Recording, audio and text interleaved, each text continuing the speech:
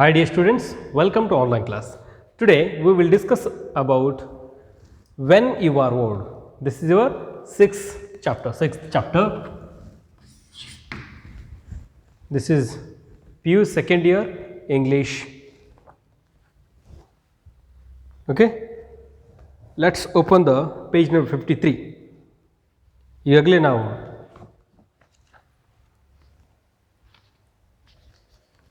ಒಂದು 5 ಲೆಸನ್ಸನ್ನು ಕಂಪ್ಲೀಟ್ ಮಾಡಿದ್ದೀವಿ.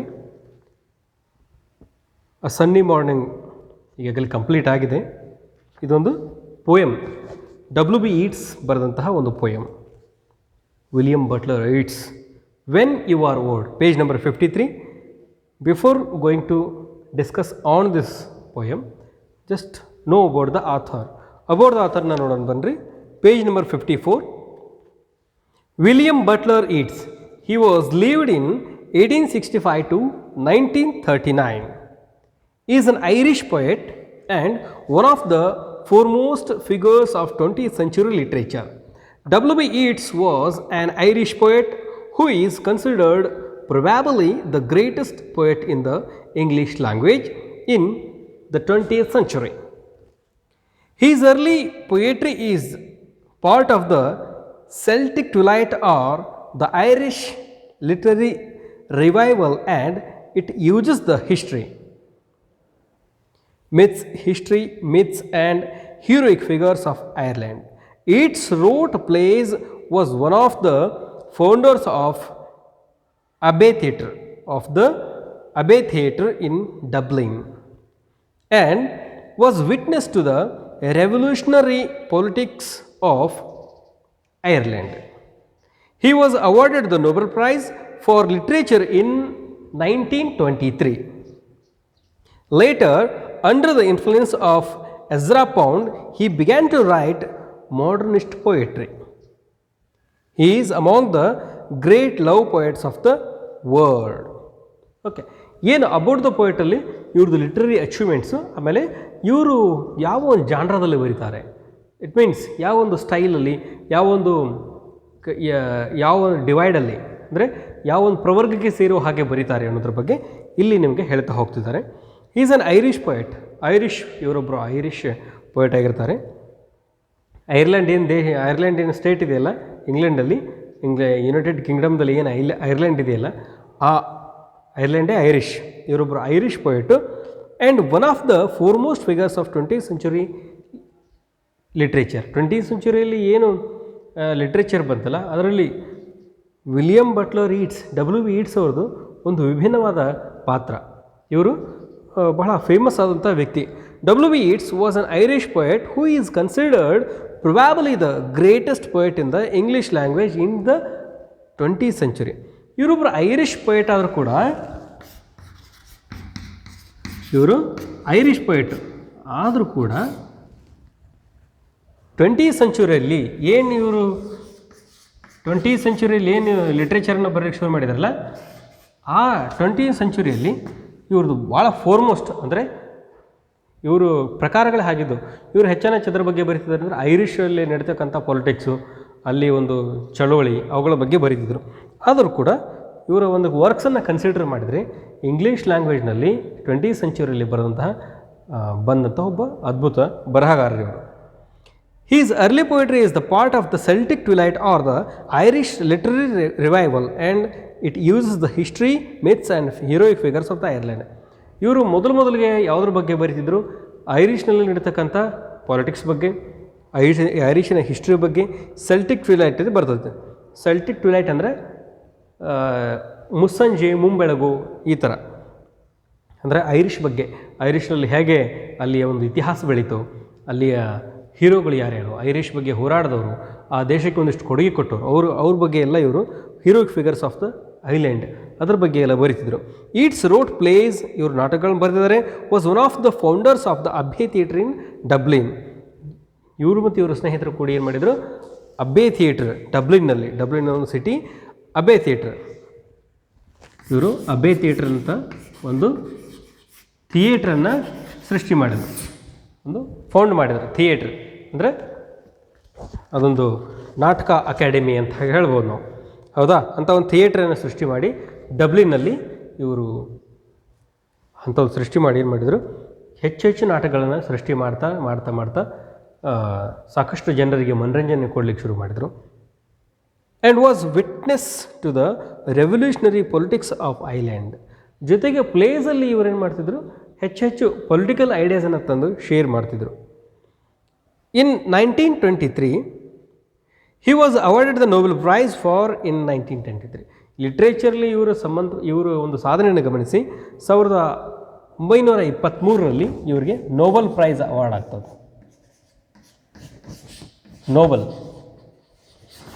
Nobel prize ಏನಾಗ್ತದೆ, ಅವಾರ್ಡ್ ಆಗ್ತದೆ ಇವರಿಗೆ. ಅವಾರ್ಡ್ ಆದ ಕಾರಣ ಇವ್ರದ್ದು ಏನು ಲಿಟ್ರರಿ ಅಚೀವ್ಮೆಂಟ್ಸ್, ಲಿಟ್ರರಿ ಬರೀತಕ್ಕಂಥ ಸ್ಟೈಲ್ ಇನ್ನೂ ಕೂಡ ಇಂಪ್ರೂವ್ಮೆಂಟ್ ಆಗ್ತದೆ. Later under the influence of Ezra Pound ಅಂತೇಳಿ ಒಬ್ಬರು ಆಥರ್ ಬರ್ತಾರೆ. ಅವ್ರ ಇನ್ಫ್ಲೂಯೆನ್ಸ್ ಮೇಲೆ ಇವ್ರು ಏನು ಬರಲಿಕ್ಕೆ ಶುರು ಮಾಡಿದ್ರು, he began to write a modernist ಪೊಯಿಟ್ರಿಯನ್ನು ಇವರು ಬರಲಿಕ್ಕೆ ಜಾಸ್ತಿ ಪ್ರಯತ್ನ ಪಡ್ಲಿಕ್ಕತ್ತರು. He is among the great love poets of the world. ಇವರು ಹೆಚ್ಚು ಡಬ್ಲ್ಯೂ ಬಿ ಯೀಟ್ಸ್ ಇದ್ರ ಬಗ್ಗೆ ಬರೆದಿದೆ ಲವ್ ಥೀಮ್. ಏನಂದರೆ ಇವ್ರದ್ದು ಲವ್ ಥೀಮ್. ಅಂದರೆ ನಿಸರ್ಗವನ್ನು ಪ್ರೀತಿಸೋದು, ಮನುಷ್ಯರನ್ನು ಪ್ರೀತಿಸೋದು, ಮನುಷ್ಯರ ಸಂಬಂಧಗಳ ನಡುವೆ ಪ್ರೀತಿ, ಇವುಗಳ ಬಗ್ಗೆ ಇವರು ಬರಿತಾ ಹೋದರು. ಆಮೇಲೆ ಕೆಳಗಿನ ಒಂದು ಪ್ಯಾರದಲ್ಲಿ ಏನು ಕೊಟ್ಟಿದ್ದಾರೆ, ಪೇಜ್ ನಂಬರ್ 54 ಕೆಳಗಿನ ಪ್ಯಾರೇಜಲ್ಲಿ ಇನ್ ದಿಸ್ ಲವ್ ಪೊಯಮ್, ಈ ಪೊಯಮಲ್ಲಿ ಏನಿದೆ ಅನ್ನೋದ್ರ ಬಗ್ಗೆ ಹೇಳ್ತಾ ಹೋಗ್ತಿದ್ದಾರೆ. ಇನ್ this love poem the speaker who is the lover imagines he is beloved in the future when she is old, and reading the book of poems he is now writing. Reading the book, she will remember the past, her youthful beauty and the many who admired her, while the others loved her physical beauty and grace. Only the loved her soul, and her soul's search for something meaningful. However, she will also feel sad that love also vanished. Note how the love is personified in the last lines. Okay. ಏನು ಈ poem ಯಾವುದ್ರ ಬಗ್ಗೆ ಇದೆ ಅನ್ನೋದ್ರ ಬಗ್ಗೆ ಇಲ್ಲಿ ಹೇಳ್ತಾ ಹೋಗ್ತಿದ್ದಾರೆ. ಇಲ್ಲ ಈ ಒಂದು ಪ್ಯಾರದಲ್ಲಿ in this love poem the speaker who is the lover. ಇಲ್ಲಿ ಯಾರು ಈ ಪೊಯಮಲ್ಲಿ ಒಬ್ಬ ಸ್ಪೀಕರ್ ಬರ್ತಾನೆ. ಅಂದರೆ ವೆನ್ ಯು ಆರ್ ಓಲ್ಡ್, ನೀನು ಮುದುಕಿಯಾದಾಗ, ಅಂದರೆ ಇದರ ಅರ್ಥ ನೀನು ಮುದುಕಿಯಾದಾಗ, ಒಂದು ಆ ಕಾನ್ಸೆಪ್ಟ್ ಇಟ್ಕೊಂಡು ಬರಿತಾ ಇದ್ದಾರೆ. ಇಲ್ಲಿ ಒಂದು ಈ ಏನು ಪೊಯಮಲ್ಲಿ ಹೇಳ್ತಾ ಹೋಗ್ತಿದ್ದಾರಲ್ಲ ಸ್ಪೀಕರ್, ಅವರೇ ಆಥರ್ ಆಗಿರ್ತಾರೆ ಇಲ್ಲಿ. ಇನ್ this love poem the speaker who is the lover, ಅವನು ಕೂಡ ಹೇಳ್ತಕ್ಕಂಥ ಸ್ಪೀಕರ್ ಯಾರಿರ್ತಾನೆ ಅವನೇ ಆ ಪ್ರೇಯಸ್ಸಿಗೆ ಯಾರಾಗಿರ್ತಾರೆ, ಲವರ್ ಆಗಿರ್ತಾನೆ.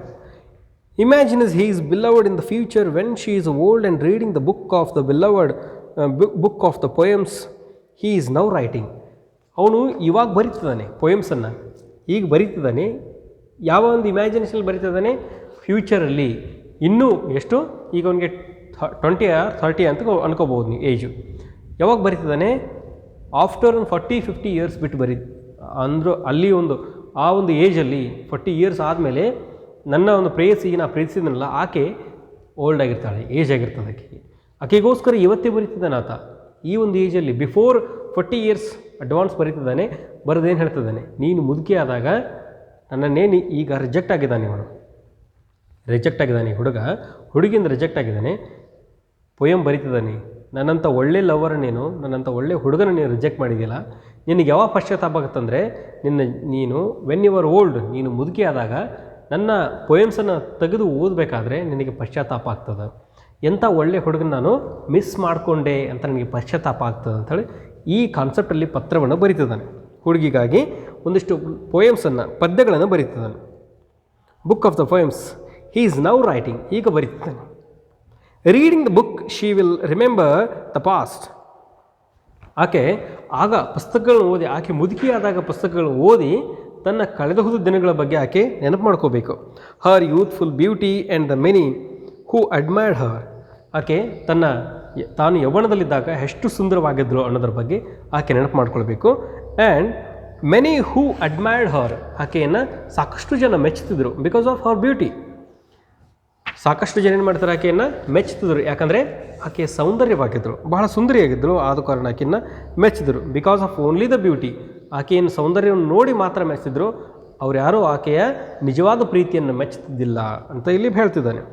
While the others loved her physical beauty and grace. ಇಲ್ಲಿ ಏನು ಹೇಳ್ತಿದ್ದೆ ನೋಡ್ರಿ, ಫಿಸಿಕಲ್ ಬ್ಯೂಟಿ ಆ್ಯಂಡ್ ಗ್ರೇಸ್ ಅಂದರೆ ಆಕೆ ಹೊರಗಡೆ ಏನು ಕಾಣ್ತಿದ್ದಾಳಲ್ಲ ಫಿಸಿಕಲ್ ಬ್ಯೂಟಿ, ದೈಹಿಕ ಸೌಂದರ್ಯವನ್ನು ಮಾತ್ರ ಅವರು ಗಮನದಲ್ಲಿಟ್ಟುಕೊಂಡು ಆಕೆಯನ್ನು ಪ್ರೀತಿಸಲಿಕ್ಕೆ ಓಡಿ ಓಡಿ ಬರ್ತಾ ಇದ್ದಾರೆ.